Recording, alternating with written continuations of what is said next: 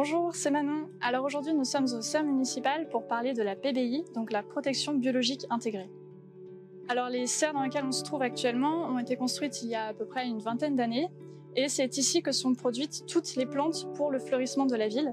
Donc c'est à peu près 130 000 plantes qui sortent d'ici chaque année pour venir fleurir nos espaces verts. Ce qu'il faut savoir ici, c'est que depuis quelques années, des dispositifs ont été mis en place dans le cadre du développement durable, notamment la récupération de l'eau de pluie pour l'arrosage ou bien la mise en place de la lutte biologique depuis 2007 et c'est de ça dont nous allons parler aujourd'hui.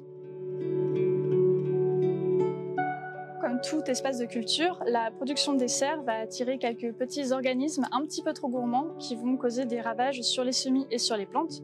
Pour limiter cet impact et afin d'éviter d'utiliser des produits chimiques qui sont nuisibles à la fois pour l'environnement et pour la santé humaine, les agents des espaces verts vont utiliser plutôt des techniques biologiques.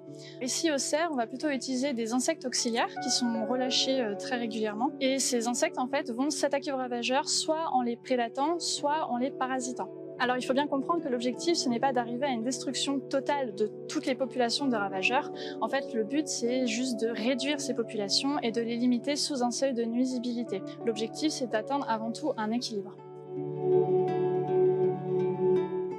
Alors on va parler un petit peu de deux petits exemples qui sont appliqués ici au CERF. Donc déjà les cochenilles, ce sont des insectes qui sont des piqueurs-suceurs qui vont se nourrir de la sève des plantes. Pour lutter contre les cochenilles, on va ici lâcher des coccinelles qui vont prédater les cochenilles.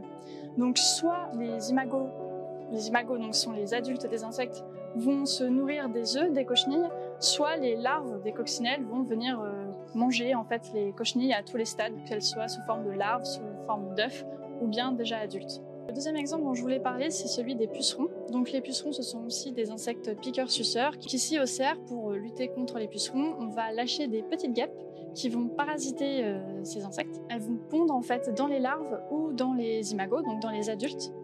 Et ça va momifier le puceron. La larve va se développer dans son hôte et au bout de quelques jours, si les conditions sont réunies, la petite jeune guêpe va sortir de son hôte. Pour ces deux types de ravageurs, donc les pucerons et les cochenilles, nous allons aussi utiliser un autre insecte que l'on trouve beaucoup chez nous, qui s'appelle le chrysope, aussi surnommé la demoiselle aux yeux d'or. C'est un insecte en fait qui va pondre à côté des colonies de pucerons ou de cochenilles et les larves après éclosion vont pouvoir s'en nourrir.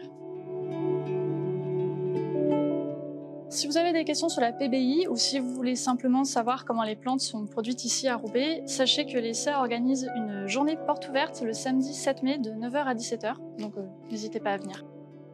Ça c'était ma petite section pub.